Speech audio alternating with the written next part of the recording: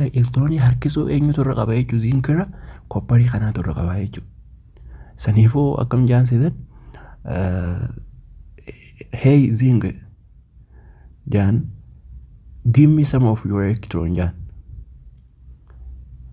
Okay jee zinkin dandeettii dhorkachuu waan hin qabneef kanaaf jechuudha. Kana jechuun naaqanni elektiroonii ta'e yaani humna hin qabu akka humna hin qabne ilaaltanii inni abbaa humnaati koppariin naaqanni waan qabdu takka naaqanni jeeni